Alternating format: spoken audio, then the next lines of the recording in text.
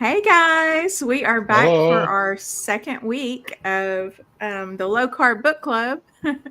We're doing the Obesity Code by Jason Fung, and we're doing chapters 3 through 5 today. So let me see here. I just have to try to get one of our people in here. Carrie, did you find the link, Carrie? Hopefully she does. Okay, I'll just share it on here because let's see. Because I sent it to both you guys, Midlife Carnivore and Carrie. I sent it to you guys on IG, Yeah, that's where I got it. but I'll just put it in here. Oh, she found it. Carrie found it. So, Midlife Carnivore. What's her first name? Lynn. Lynn. So, Lynn, are you with us? Lynn, Can you get in here? It's in the comments now. Okay. Yeah. All right. There's Lynn. Hi, Lynn. How are you? Hi. Sorry, I'm so Instagram illiterate. Oh, me too. Like I just recently went from not ever checking it or getting any notifications to I've set it up now where I get notifications. So, okay, there's Carrie. Yay. All right. So, Big happy family. Finally. Let's see here. So glad you could join us. Yeah, I got all caught up with the reading. Oh, good. Yay. You did your homework very good. Yes. Yeah. It doesn't feel that way though. It's like, oh, I get so Highlighted. nervous. I found my wow, highlighter. look at you. All those highlights. Yeah. I got this little book. I thought it was just such a cute little book. And I mean, I've got like some serious notes going this week. Okay, So. That's good. I'm like, I'm not going to be caught, slipping again. Not that I was last week, but it just felt like, okay, I read all that stuff. Now, can I remember and regurgitate some of it? I didn't stop reading. I was like, I finished chapter 5 and I wanted to keep going. Yeah, me too. Because I'm like, okay, I feel like we're missing a key component. He's building up. He's building up. Mm-hmm. I'm hoping he's going to tell us, okay, now how do you lose weight? Yeah, how can we do this now? You're telling us how it can't be done. And we obviously all knew that, but like maybe not to that extent. Right. But anyway. So, let's see here. So we're starting in chapter 3. So the first part was about the calorie reduction error. Basically, that calories in does not equal calories out, which I think we all knew. Whether you're trying to lose weight or whether you're trying to gain weight, we know that it's harder to, deviate from that set point than we think it should be. What do you guys think about that? Anybody want to start out? Well, like I may be jumping ahead, I'm not sure, but he was talking about actually when you reduce calories, that your body reduces its processes because it thinks that you're needing to conserve. So It's totally doing the opposite of what we've been told that it's supposed to do. And it's also doing what we don't want it to do in general, if somebody's trying to lose weight. And then likewise, I mean, what he said makes total sense but looking at it from another perspective, my brother and I were both tall, skinny teenagers. My poor brother wanted desperately to bulk up, and we would get these protein shakes and stuff, and we would try to lift weights and stuff, but it was intimidating because you had to eat 3,500 calories over what you normally ate to gain a pound. And for somebody who's trying to gain, that is insurmountable too. You know what I'm saying? When you look at it from that perspective, you're like, how am I supposed to eat like 7,000 calories in a day, basically? Or you know what I'm saying? Or even in a few days in order to just put on 1 pound. So the whole thing was just messed up, I think. Yeah, and that's the way I said it in that way, because normally I would just be thinking, about it from the like weight loss perspective, but then I'm like, wait a minute, but there's Carrie, and I've known a lot of other Carries in my life, where they were really just diligently trying to gain weight. And you have that with some of the older patients that I've had too. They're just Mhm. little bitty and they want so hard to gain weight, and it's just so difficult for them to gain anything.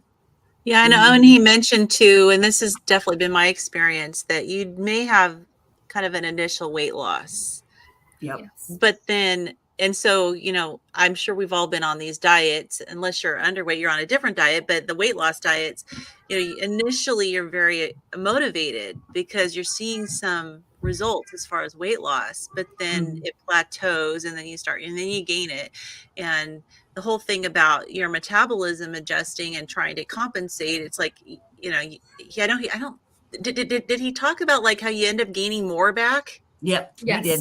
Yes. Yeah, because that's just been the experience over and over and over again. It's almost like the body forgets its previous, place where it wanted to be for a while. I don't know, that's been that's the yo-yo diet, up and down, up and down. Yep. That's most of us have experienced. Yeah. I thought it was so funny that some of the studies, they were called the semi-starvation diet. Yeah. Like, that just sounds really healthy, doesn't it? Just semi-starvation. It's fine. Just starve yourself. Yeah, I mean, just Yeah. call it what it is. It's starvation. I mean, when you look at how much they gave those poor guys, Yeah. it's terrible. Yeah, and I thought it was really fun. Sorry, I just wanted to say something real quick. I thought it was really funny that, like we said, you start to lose the weight, then you regain the weight, and like while that process is happening, the people in the studies were like obsessed with food, and they couldn't stop thinking about food. And I don't know, I just sounds like me. I was like, that's me. Exactly. And we all know how that is. And it gets worse when the food that you're eating is the high processed, high carbohydrate food, probably because it's not really nourishing your body. It's just like it's going in, but then your brain's just like, I still don't have anything to build these skin cells out of, give me more. I was wanting to go over the 5 assumptions that he was talking about, because I thought that they just really summarized basically these 3 chapters. So the first assumption is that calories in and calories out are independent of each other. That's what they think. That is false. And what's true is that caloric intake and expenditure are dependent on one another. Decreased calories in triggers a decrease in calories out, and vice versa. Assumption 2 is that basal metabolic rate is stable. That's false. Measuring the body's expenditure is complicated. I mean, there's so many different things that go into it. And that total expenditure can actually go up or down as much as 50%, depending on the caloric intake and other factors. Assumption 3 is that we exert conscious control over calories in. We all know that's false. Hormones can cause the hunger signals, and eating is not always a conscious decision. Right. It's more of a drive, based on the hormones. Obesity is a hormonal disorder. Assumption 4 is that fat stores are essentially unregulated. And this is false. Hormones regulate fat growth. And, it depends on a lot of other things, including genetics and things like that. And then assumption 5 is a calorie is a calorie. False. Not all calories cause the same metabolic response, i.e. sugar versus olive oil. And they don't always cause the same, or they don't all cause the same hormonal response. And then basically caloric obsession equals a 50-year dead end. And we still don't know, well, most of us still don't know what causes weight gain. So anyway, that was the 5 assumptions I wanted to go over. So the next heading was, how do we process food? And I think that really plays into what a lot of people don't understand. They just think, oh, I'm eating a whole bunch. But, proteins are broken down into amino acids, and those are your building blocks that are used to build and repair your body's tissues. The excess is stored. Fats directly are absorbed into the body. Carbohydrates are broken down into their building blocks, which are sugars. And then all provide energy for the body, but they're processed differently in the body. This metabolic processing difference results in the different hormonal stimuli. So, yeah, it's getting complicated. It's like we want to make it as simple as calories in, calories out, but it's just not. Well, I know that calories in, calories out has been something that's been talked about a lot. I think one thing about what he went into is I never really thought about what does calories out actually mean. Mm-hmm. And I really like the way he listed all the different ways that our body uses those calories, because it's something that we don't really necessarily think of. Our whole focus is on calories in. And all the different things, the ways, and how little like exercise doesn't play that much of a role. There's all these other processes, and it was really cool that he really detailed that.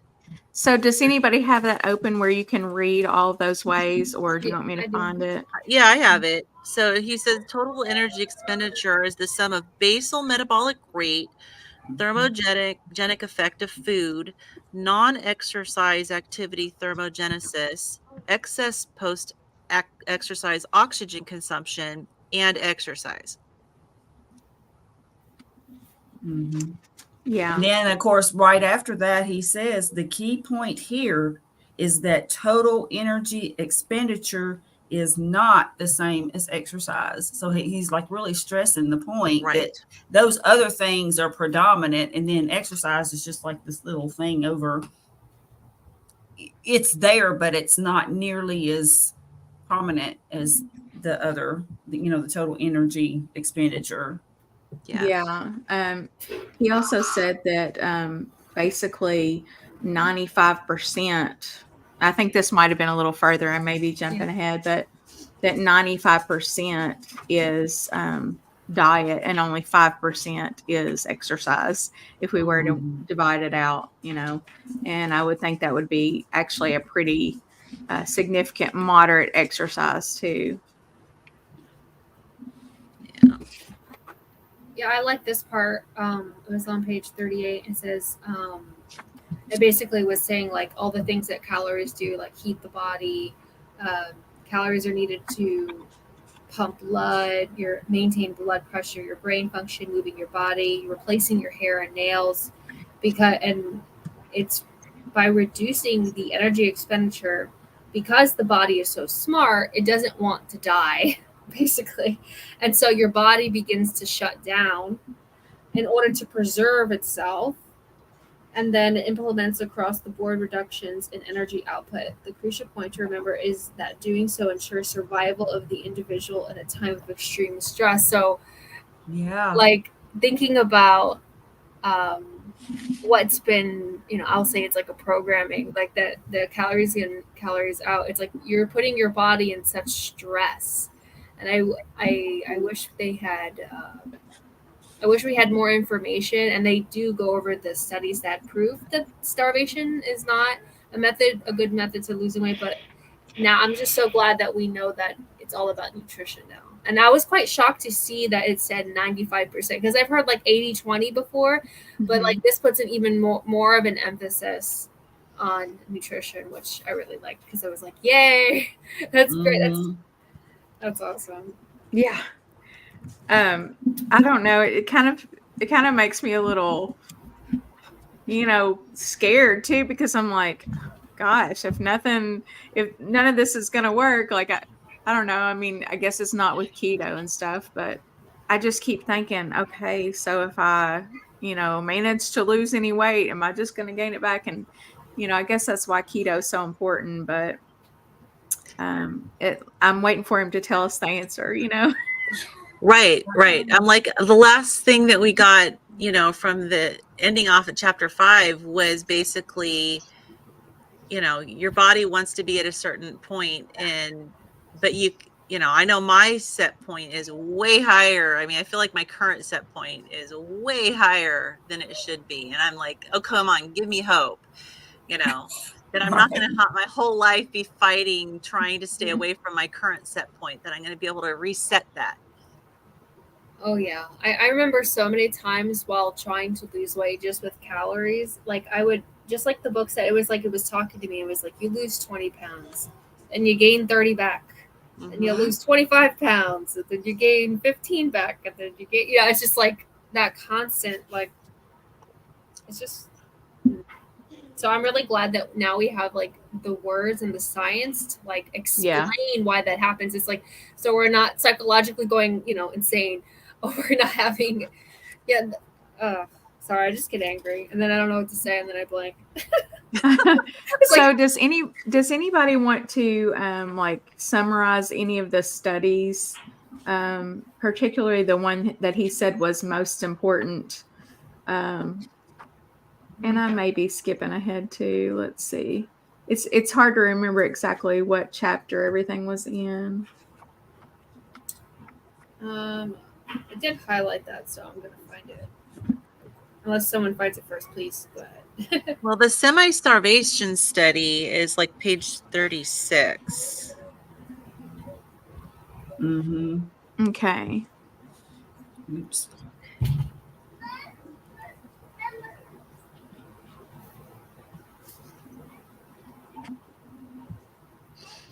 Okay, do you want to read some of it, or? I can read how it was set up. Okay. It says 36 young, healthy, normal men were selected with an average height of 5 foot 10 inches and an average weight of 153 pounds. For the first 3 months, subjects received a standard diet of 3,200 calories per day. Over the next 6 months of semi-starvation, only 1,570 calories were given to them. However, caloric intake was continually adjusted to reach a target weight loss of 24% compared to baseline, averaging 2.5 pounds per week. Some men eventually received less than 1,000 calories per day. The foods given were high in carbohydrates, similar to those available in war-torn Europe at the time: potatoes, turnips, bread, and macaroni. Meat and dairy products were rarely given. In addition, they walked 22 miles per week as exercise.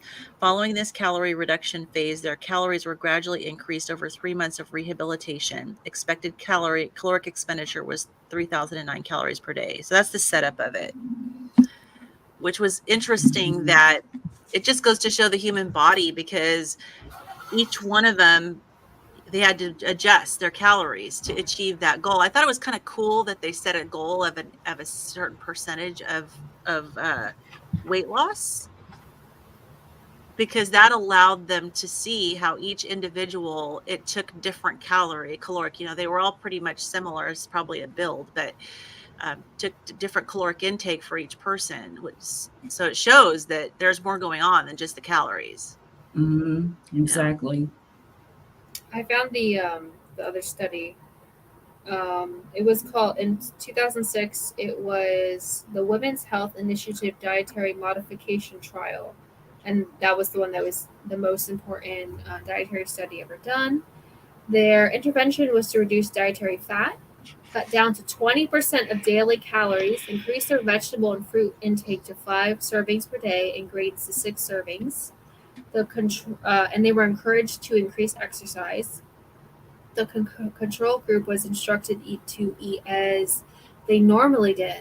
Dietary guidelines for Americans were given, a copy of that, but would receive very little help. And then that study went for 7.5 years. And they were hoping that it would reduce obesity, heart disease, and cancer. But the Eat Less, Move More group started out terrifically, averaging more than 4 pounds of weight loss over the first year, which to me doesn't seem like a lot. But the weight started to be regained. There was no significant difference between the groups. And they saw an increase in their waist circumference, their average waist to hip ratio, and it was just like, this doesn't work. That was basically so 7.5 years. They put all of that time, that money, just to find that out. So that was, and they had to eat like so many grains and vegetables.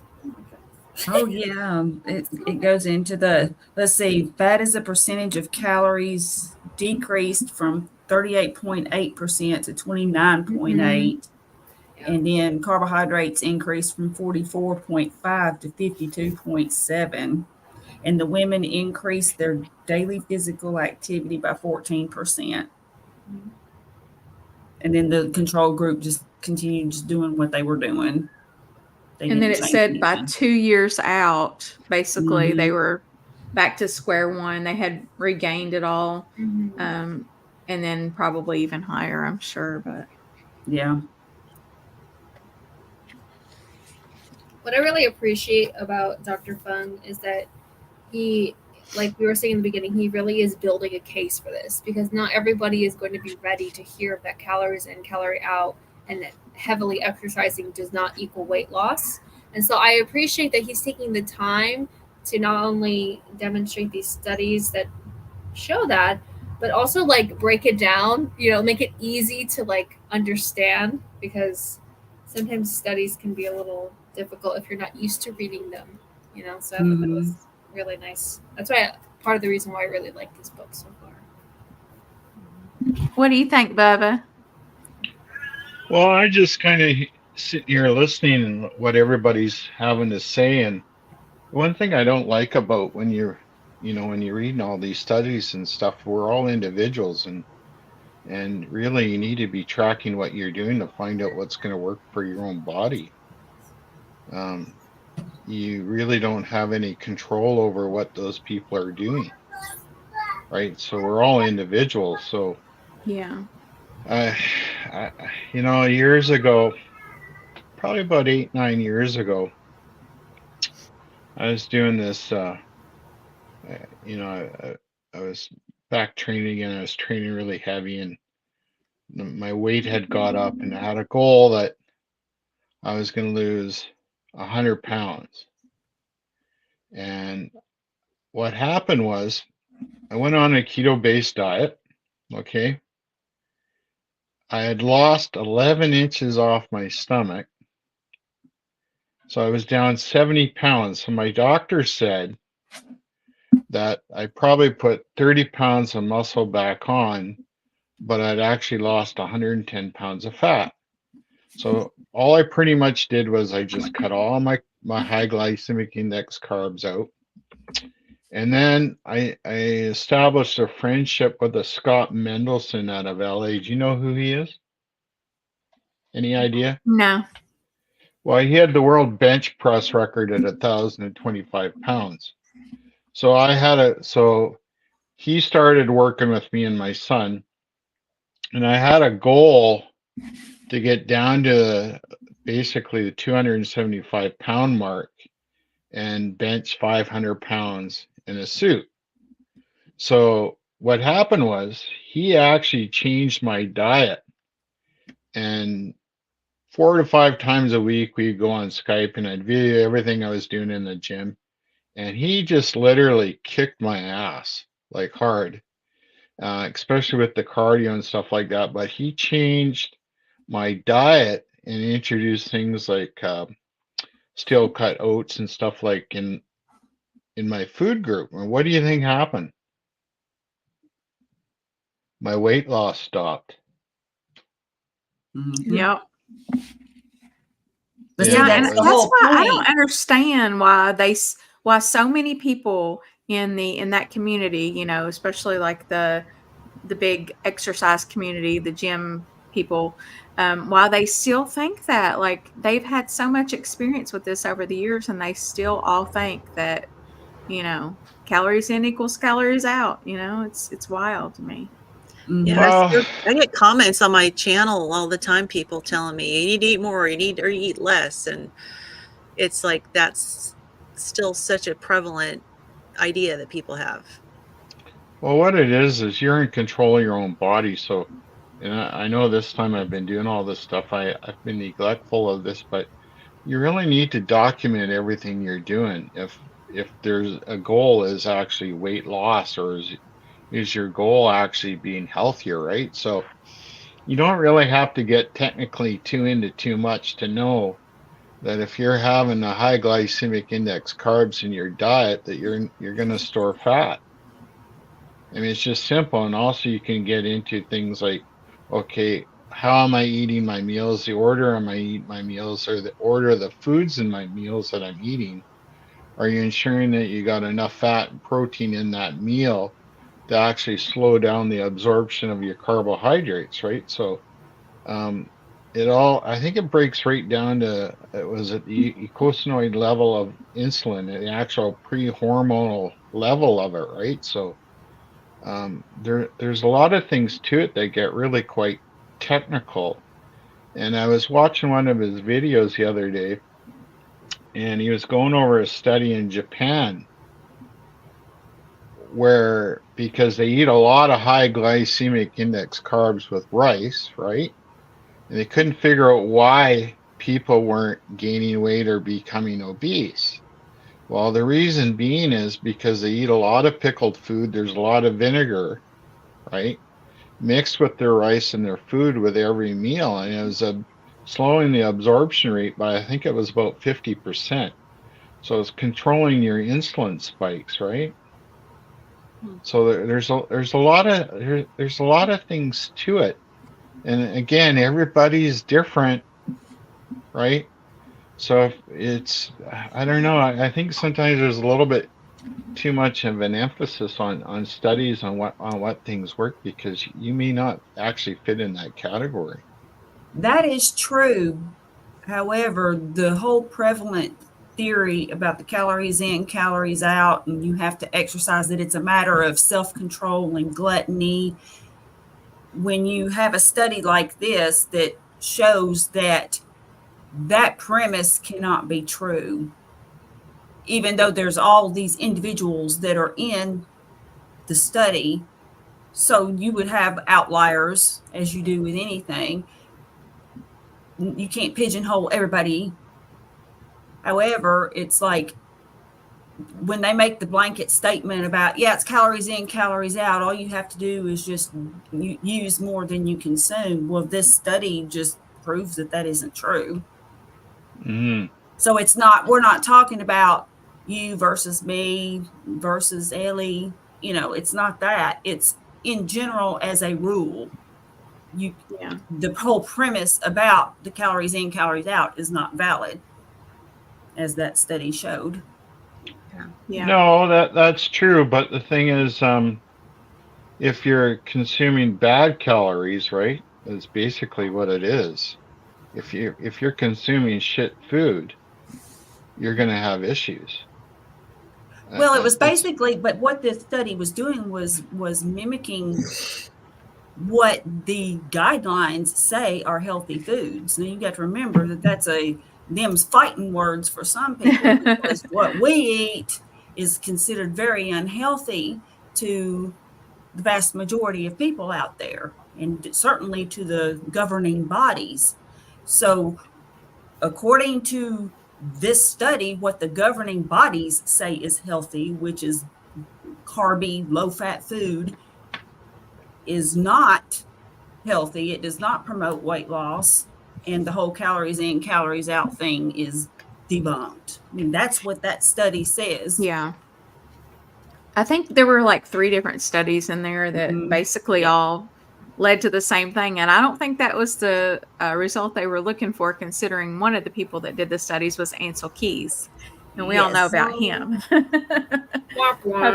I'm surprised he didn't just change some data around and make it say whatever he wanted it to say. Oh, no, he learned from that mistake. This was before the whole 7 countries and all of that. So he was like, oh, okay, now I know what I need to do in the future. Yeah. In the future, we'll just not do science.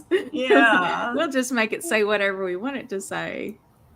Yeah, we'll just go to countries during their Lent and then say that they don't actually eat meat. Yeah. I think it's hard. It's got to be really hard to compile a good dietary study, because of the variables there's so many variables, not just within each individual's body, but what are they actually eating? I mean, I guess unless you give them their actual food and their portions, and even how you cook it is going to make a difference in what nutrients you're getting. So it's got to be really difficult to actually have a really good dietary study. I mean, and that kind of goes to what Bubba's saying too.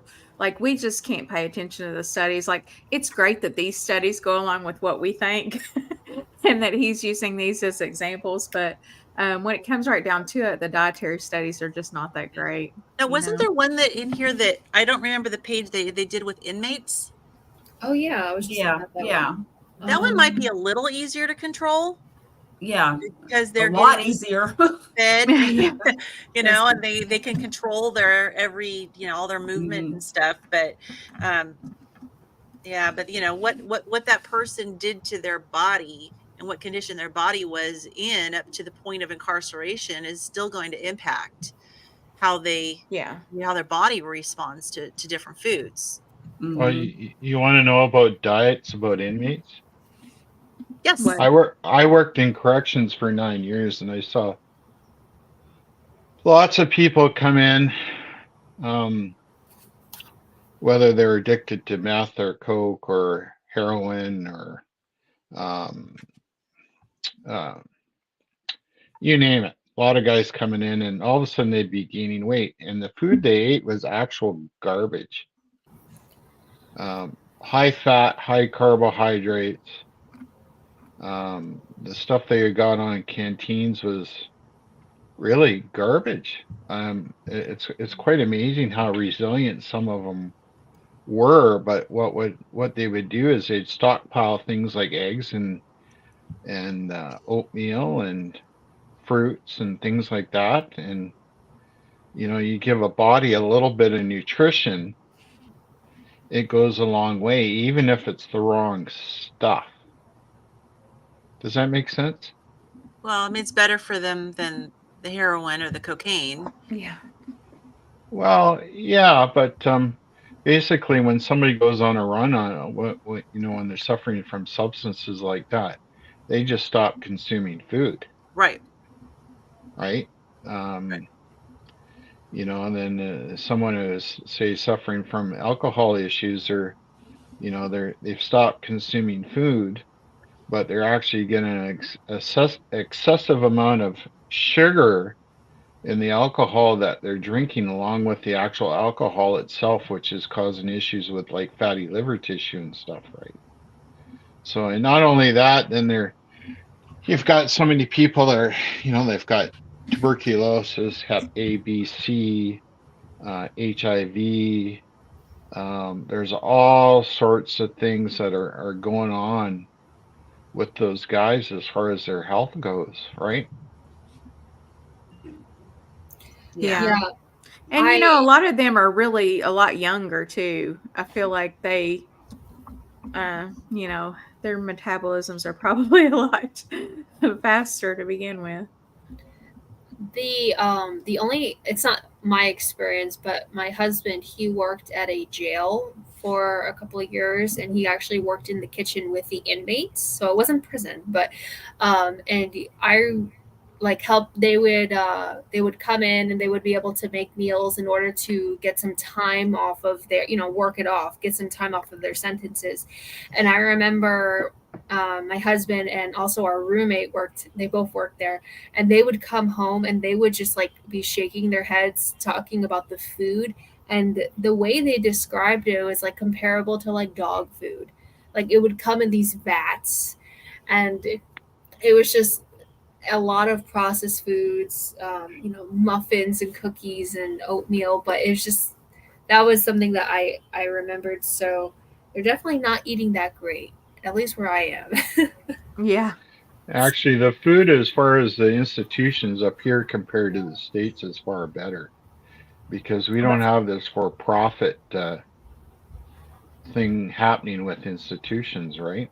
Mm-hmm. Like, there is a budget, but there's also a minimum standard in the companies that run the kitchen they have to abide by that. That's just, it's a simple fact, right?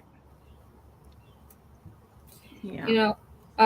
So I think we should tie back to the book. So with the prisoners, what they were trying to do was they were doing the overfeeding experiments. Do you guys want to talk about that? Which page was that, Ellie? Yeah, which I was trying to find. 58 and 59. Yeah, they were saying the hypothesis that eating too much causes obesity is easily testable.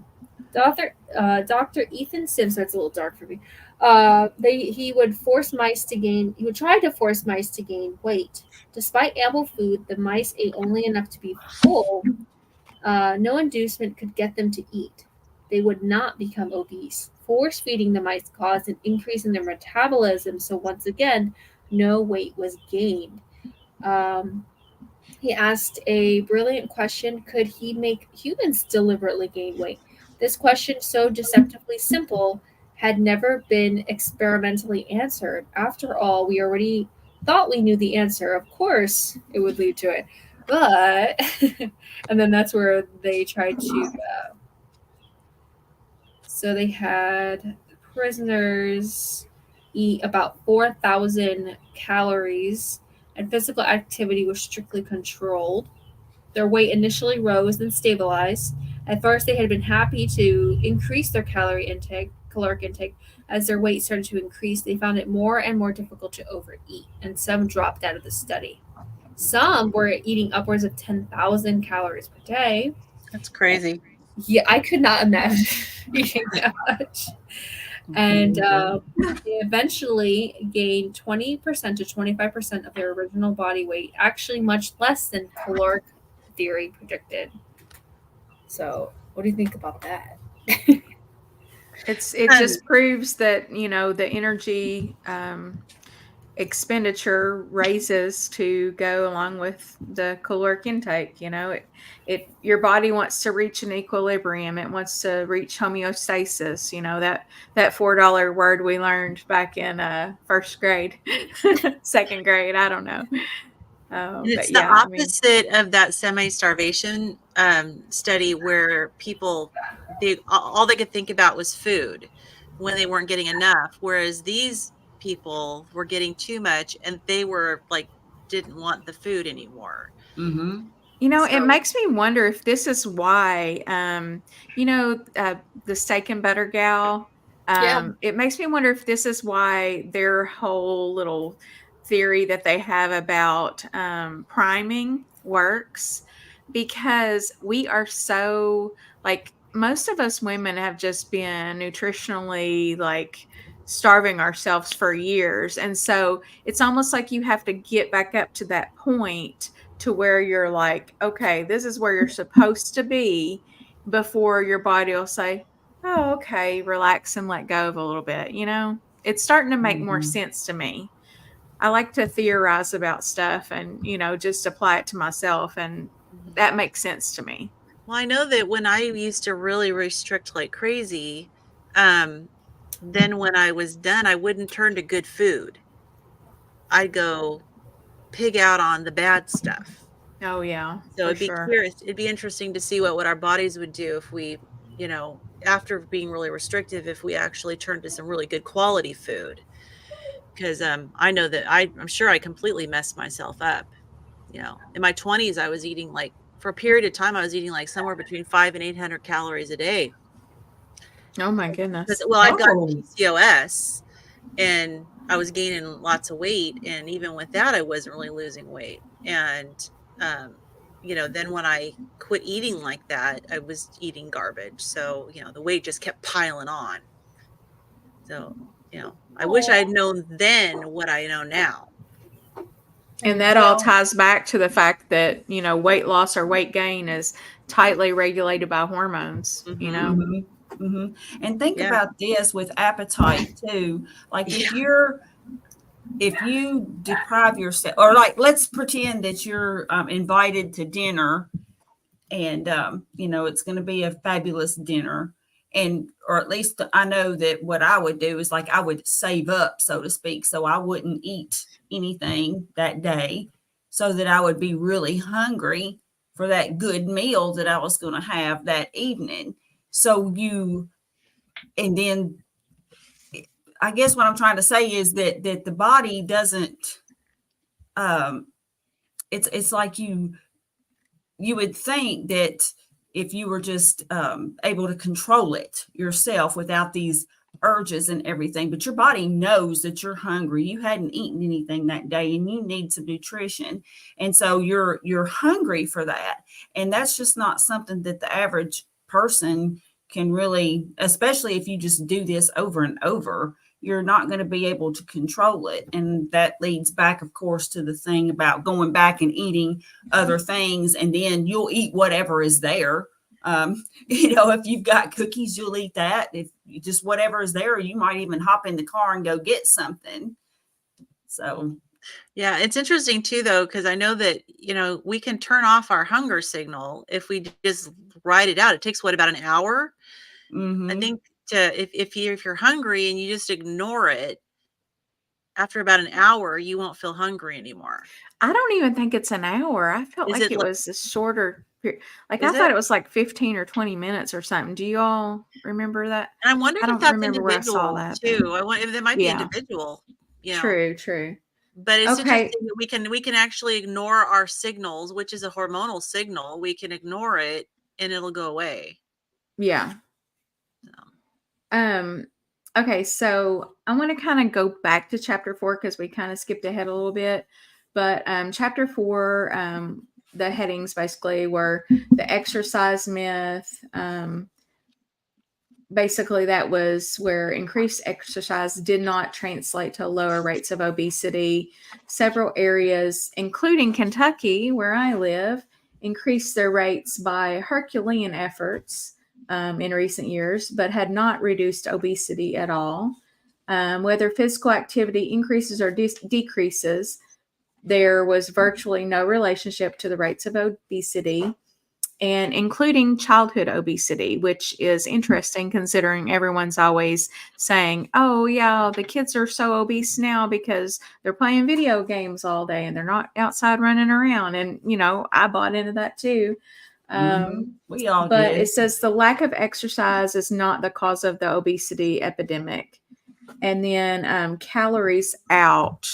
There was a part there that I was wanting either me or somebody to read aloud just because it was, let me see, just because it was kind of a lot to write down.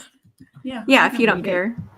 Mainly just those, the factors, where it says basal metabolic rate depends on many factors.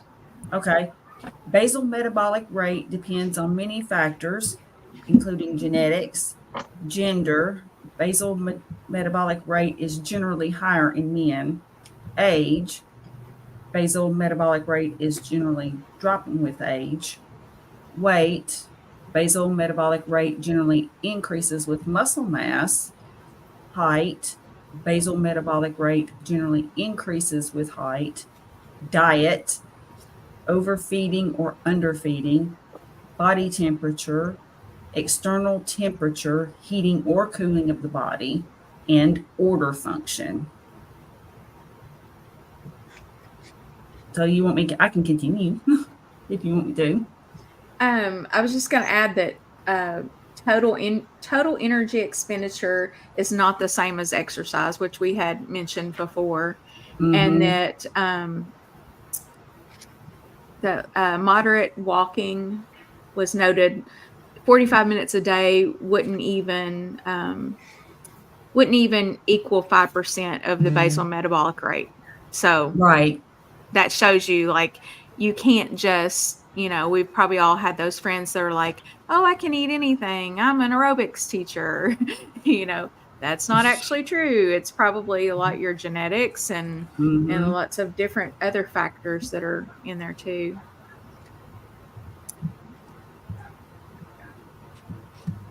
Hey, Nicole. When you think about the kids, hey, Nicole, you think about the kids, it's probably more that they're snacking while they're home. I know when, when I was a kid and there was no video games and hardly anything at all on TV. I mean, we were out playing and stuff, and we weren't eating. No, we were not. You know, we had, I mean, my mom was a stay-at-home mom, and she cooked 3 meals a day, and you know, she controlled all my intake. You know, and in between we were out playing. And so maybe it's not that we were playing, it's that we weren't snacking. So I think a lot of it's genetics too, because as great as my mom is and was, I did not eat 3 meals a day at home, and they weren't always home cooked and all that stuff. We ate a lot. My mom worked till really late in the evening, and she worked about 45 minutes away from where we lived. So, you know, not criticizing her in any way, but we would get frequently, KFC, tacos. I mean, I loved it. Of course. Just whatever. But then when she would cook at home, she would always make sure that she had, the vegetables and everything. She tried to, she did like the rest of us moms. She did, what she could. And I mean, it was just fine to me. And, I was super skinny as a kid. Like I would just kind of peck at food half the time. I really didn't even have much of an appetite. And then I would just run around like crazy, So I think a lot of it for me it seems to be genetics, because I did the same things that my best friend did, but she was quite overweight,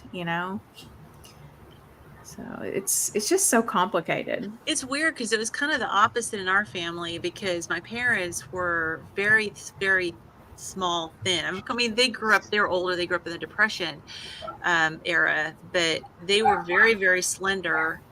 And then my older sister was a really chubby child. My brother was slender, and I was more slender as a child, but my sister, there was something off with her. And then we all ended up being, inclined to gain weight as we got older, which is probably lifestyle. But it's really weird that you can have like 3 siblings and one of them's chunky and the other 2 are lean, and lean parents. I'm not sure what happened to her. Well, we can all get different genes too. I mean, I've got mostly regular height, and then I have one son that's just like really tall, and we're all super short. So yeah.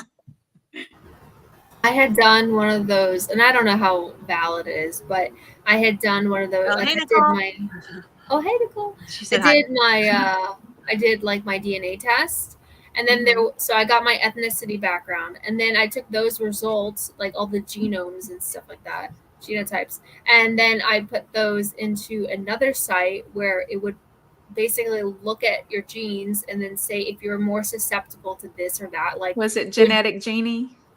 It was called, it was not that one. It was okay. What was it called?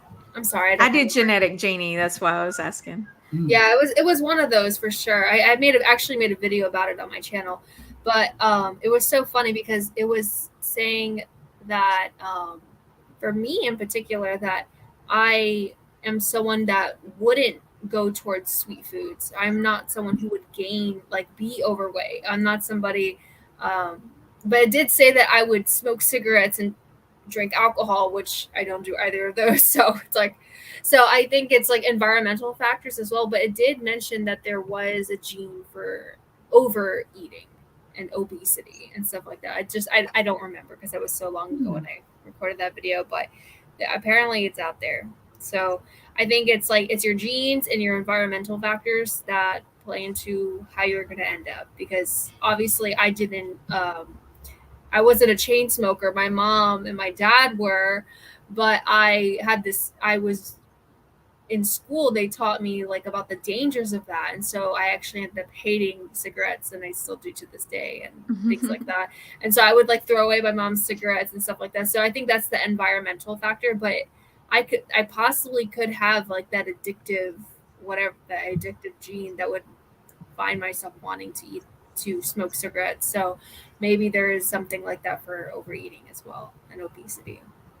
Well, and also, we have to consider the epigenetic factors as well. Things that they're in our genes, but then our parents or even grandparents did things that kind of modified our genes a little bit, modified like which genes were expressed. It's so complicated. Like I am not a genetics person by any stretch of the imagination. But I have a cousin who is. She's over in the UK, and she's like a geneticist. Oh, wow. So, yeah, I would love to talk to her at length about some of this stuff. But oh yeah, I would. But the fact that we have all this information and we have all these big scientists and we still don't understand, like people still do not understand, and people like even like doctors and scientists, they're not in agreement on this stuff, just shows you how complicated it all is. Well, it takes forever for the medical community to catch up. It really does. Doesn't it also just say that we're all just individuals? Yeah, I mean, I'd say that plays in.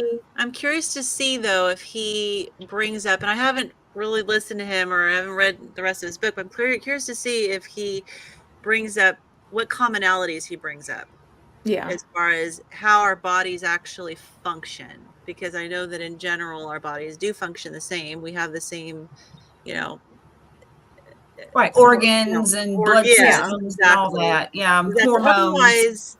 Otherwise, and I'm sure Kim can relate being another nurse, is that otherwise you couldn't have protocols that would work for the most people in the hospital if your body didn't generally work the same. So I'm curious to see what he comes up with. And I'm sure there's all the individual variables that are part of it. But I'm curious to see if there's like something, what commonality he. And I feel like there has to be some answers. Like I'm just chomping at the bit. Because if there is nothing in common, then there is no answer other than just experiment on yourself. Yeah.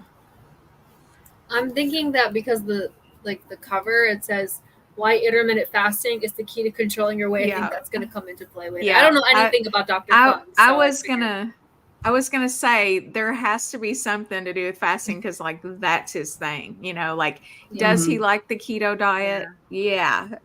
Does he probably like the carnivore also? Sure. But his thing is intermittent fasting. Right. And I think that's probably where a lot of our answers lie. And which I think we can all probably attest to that just by a little experiments we've done on ourselves too. But is it a point where you need to start the fasting? Like, do you do like the steak and butter gang do and get to that, just really prime yourself up first and then, that's my question. And then start fasting. I personally don't like fasting. I just want to eat until I'm satisfied. That's why I love carnivore, and even keto was like that as well. Not as much because I still had like some lingering addiction things with like, keto pizza and all that stuff, not real whole food. Yeah. But carnivore kind of like solved that for me. So I'd be interested to see what he says because fasting is not for me. I feel like carnivore kind of automatically has me intermittent fasting when I'm listening to my hunger because I just don't get hungry. And they call it fasting mimicking, because it does a lot of the same things to your body that fasting does, Yeah. So, yeah. Very true. I just couldn't do the apps.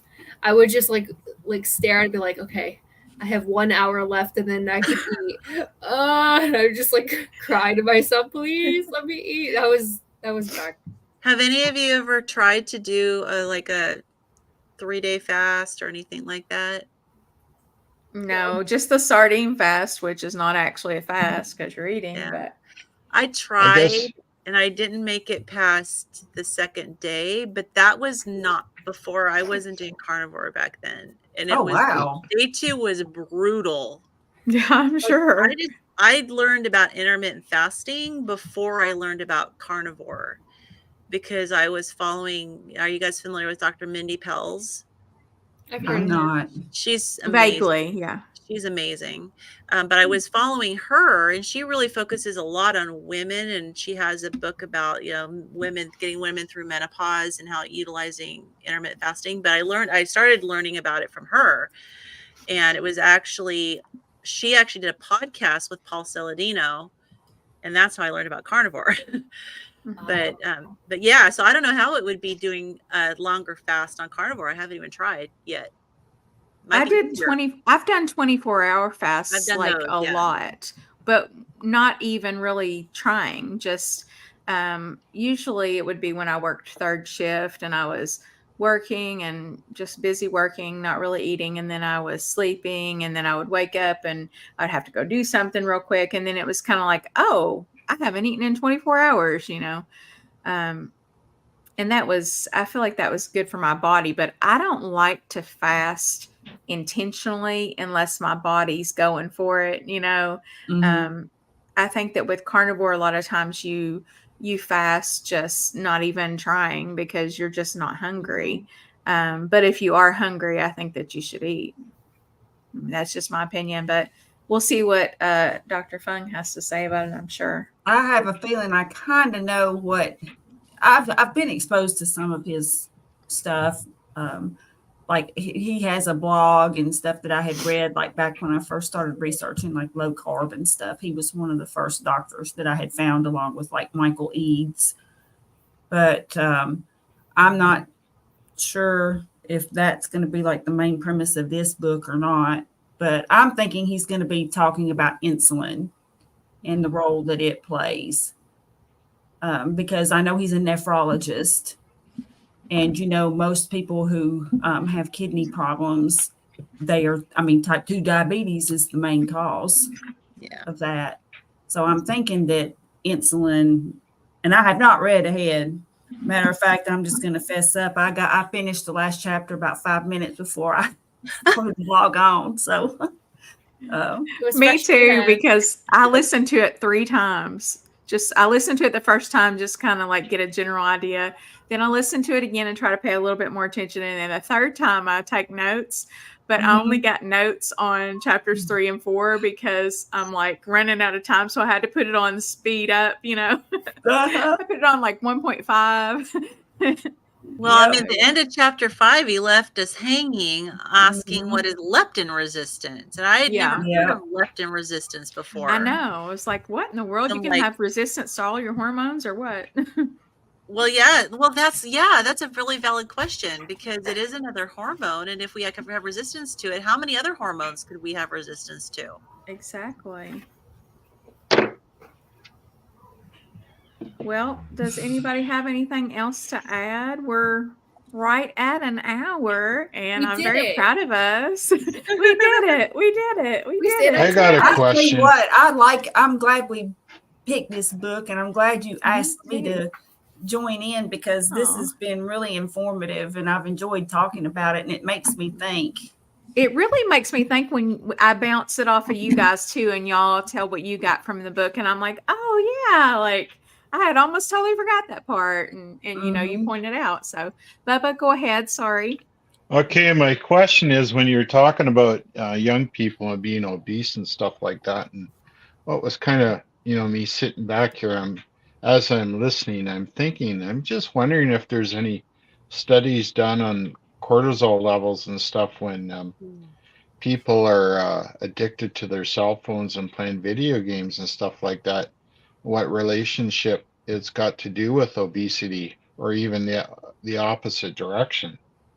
That's an interesting thought, because the adrenaline's going, and they're getting the cortisol's up when and they say any stress on your body, whether even good or bad, can raise your cortisol. So I find myself, when I'm under a lot of stress, like I've been under a lot of stress lately, and I had a massive gout attack this week, and I was pretty much in bed for about 4 days until the meds kicked in, and it was absolutely just vile. It was in my ankle and in my whole foot, and but I really believe Your stress, your hormonal levels, your food, your stress is going to dictate what you're actually going to want to put into your mouth, right? It's quite something. I was grabbing a coffee where I do my research at Starbucks, of course, with my AirPad, and I started talking to the young gals working there, and because the new Starbucks is right by a high school, and there's a store beside it called Quality Foods.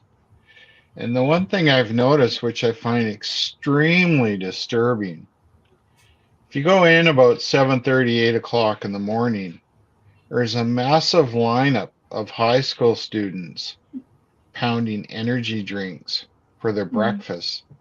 And they're going into Starbucks twice a day. And the gals were telling me that, they're not allowed to say anything to people or these young people, but they're not just getting a small drink.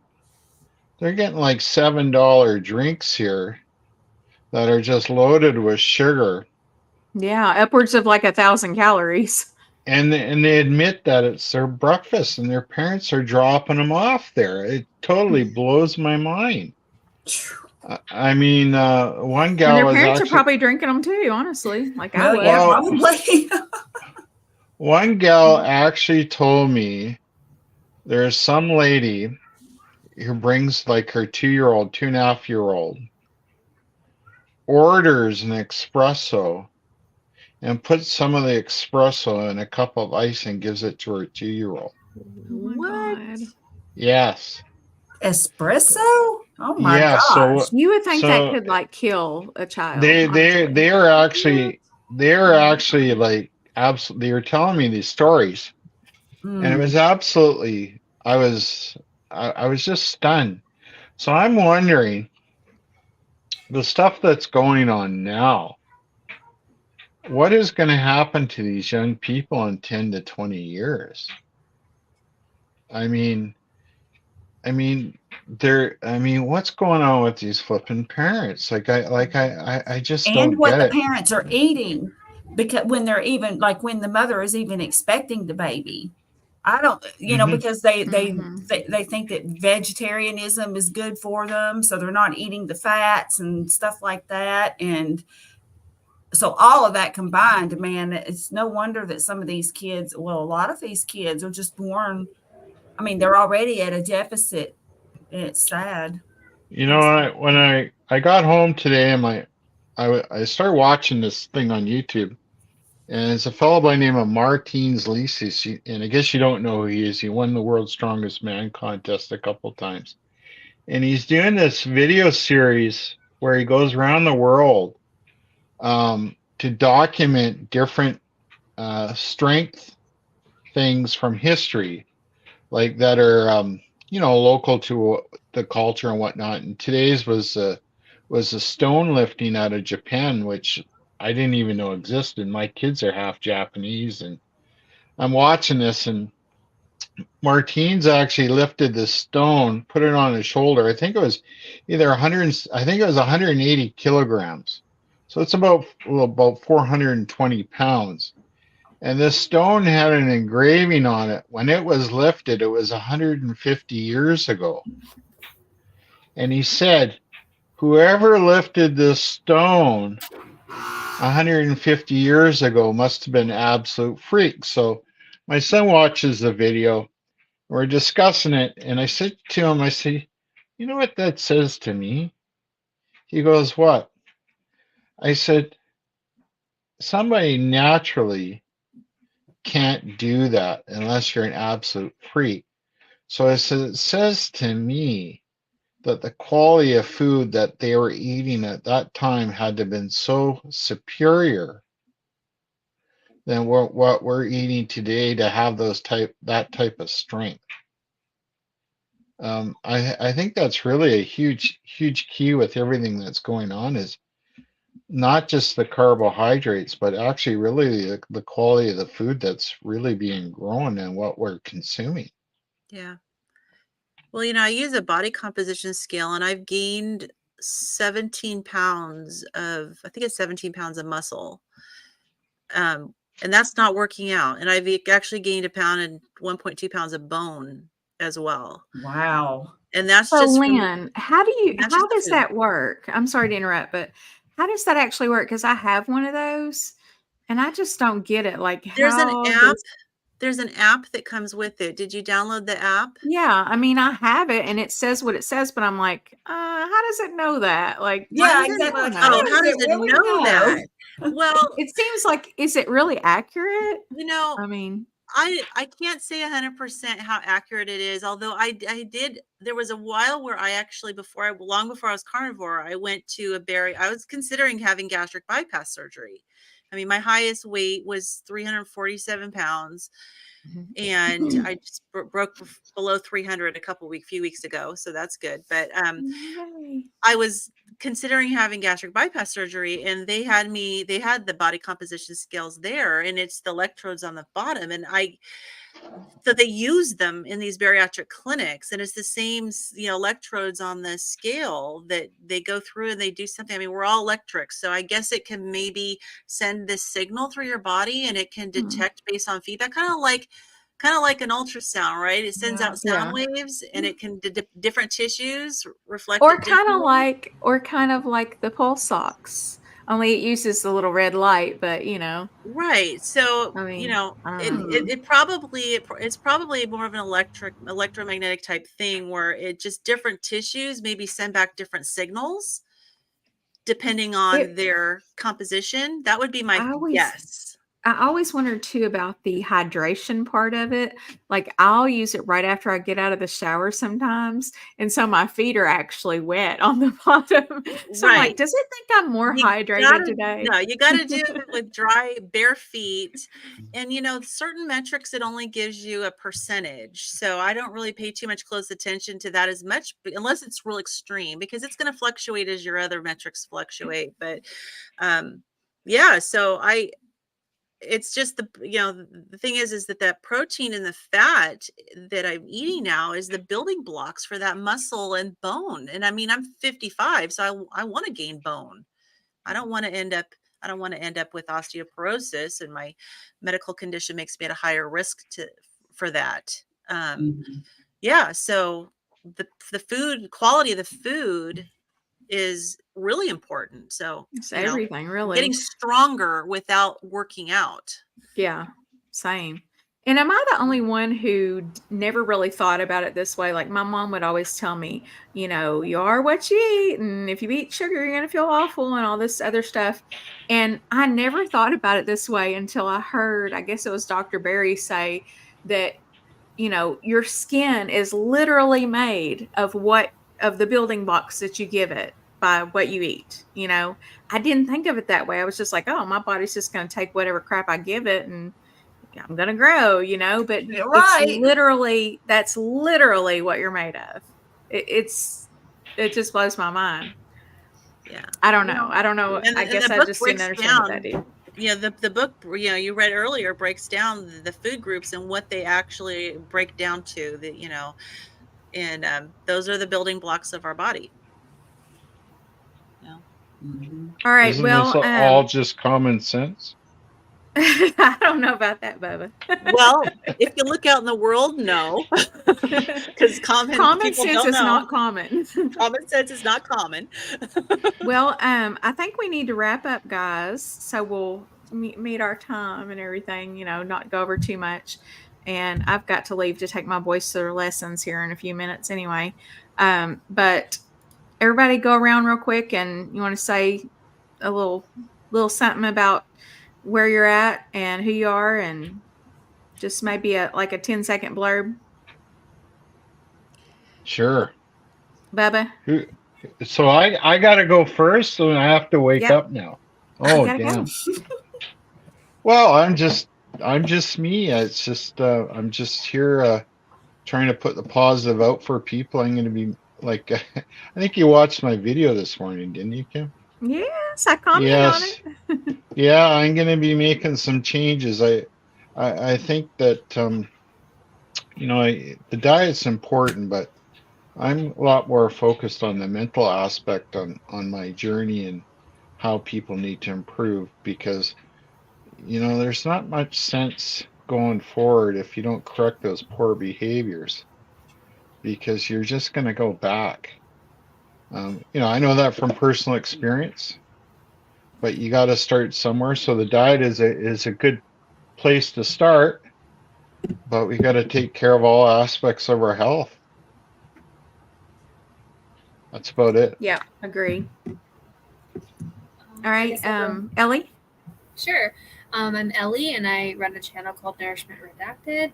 I am sharing my experience on the carnivore diet while also talking about my success with keto. I've lost over 70 pounds with both diets. I've healed so many like panic attacks and mental illness. And overall, I feel like 100% better almost. So I'm doing carnivore for a year to just really give my body some nice healing. And hopefully by then I'll see where I want to go, more keto, probably keto, or maybe I want to stay carnivore. But I like to talk about children's health by introducing moms on my live stream, Mother Knows Best. And then I also have Linus Lifestyle Live, where we have a nice lady come on. Lynn's coming on next week. We have we have a fabulous lady come on and talk about their meat-based eating. And I just want to make carnivore realistic and simple and have fun along the way. So I'm Lynn. I didn't put my channel in my description. I probably should have, but my channel is Midlife Carnivore. And I have been on the carnivore diet since the end of May of this year. And I went on it after I had to go on medical leave. I was a nurse and had to go on medical leave June of 2022 because I have mast cell activation syndrome. And I was pretty much unable to do anything except lay around for close to the year. And I had gained so much weight. I was already morbidly obese, but I gained even more weight. And I got up to about almost 340 pounds. And my back, my hip, my knee, I was just a mess. And I just got to the point, like we all do, where you get kind of desperate. Like, I'm going to be a cripple if I don't do something. And my nursing career is basically over. And so I decided to go on the carnivore diet, and I had been on it before for like 6 weeks, and it worked. But I went off of it. So I've been on it now since end of May. And again, I use the body composition scale. So my scale is down, I think like 43 pounds, but my actual fat loss is like 60 pounds, a little over 60 pounds of fat loss so far. My body composition is changing. And with my channel, I'm just like, I started my channel to hold myself accountable.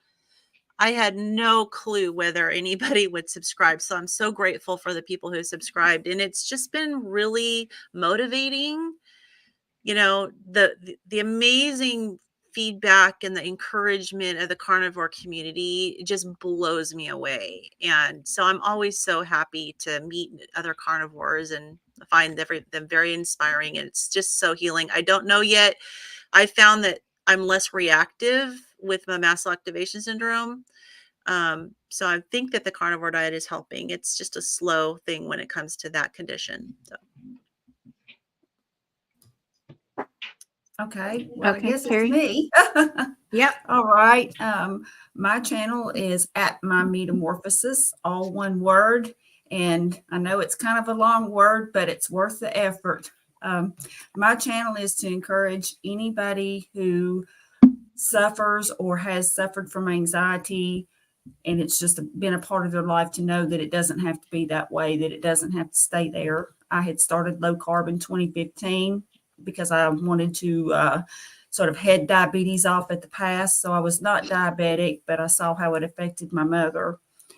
And she passed away of congestive heart failure. So I just, after I went carnivore, the anxiety was gone. I mean, you would have never before that caught me on a YouTube channel, either on an interview or creating a channel of my own. And so one thing that did happen to me on carnivore, though, is I've always been a skinny mini. I had lost some weight when I started low carb in 2015, but when I actually went down to carnivore, I got down to 110 pounds at 5'9". So I have been tweaking my diet, and I've been doing what I call my little N equals 1, number equals 1, meaning me doing experiments on myself, tweaking things here and there, trying to incorporate like body weight exercises and that kind of thing in order to see if I can get some shape. And I've also started talking about other things that we can do to sort of get back to the roots of our ancestors and getting more at one with nature and with community and that kind of thing. And so I just did a video about meditation, because I know it's a daunting thing, because how do you think of nothing, right? But it's really not as hard as you think, and it is very relaxing. So anyway, that's what's going on with me. And I'm so glad you invited me to be on here. I appreciate it. Oh, you're welcome. So I really appreciate you guys coming on, and just to let everybody know, I'm Kim. I've changed my name to Nurse Butter, but I'm usually Nurse Kim. So right now it's at Nurse Butter. We'll see if I keep that or if I go back to Nurse Kim. Who knows? Nurse Butter is awesome. I was about to say. I kind of thought it was awesome too, and Yes. there's a story behind it. So, but anyway, so I'd love for anybody who wants to come over and come to my channel and join in the fun. And right now I'm doing the book club every Sunday at 5 Eastern Standard Time. And then I usually try to get at least one video through the week. So love to have you. And that's about all I've got. So anybody else have anything else before we head out? No, I just want to say thank you, and I'm so fortunate to have such lovely ladies to be on YouTube with, right? Thank you for being our man. It's nice, because you know what I really like about this group? What's that? Everybody's so respectful. That's very important. That's so true. Right? Yeah, it sure is. It's what's been lost a lot in society, right? Yeah, definitely. So. All right. Any last words? Ellie, were you going to say something? I was just going to say goodnight. Okay. I'll see you guys, and everybody have a good night. Yep, Bye. you too. Bye, everybody. Bye. Bye.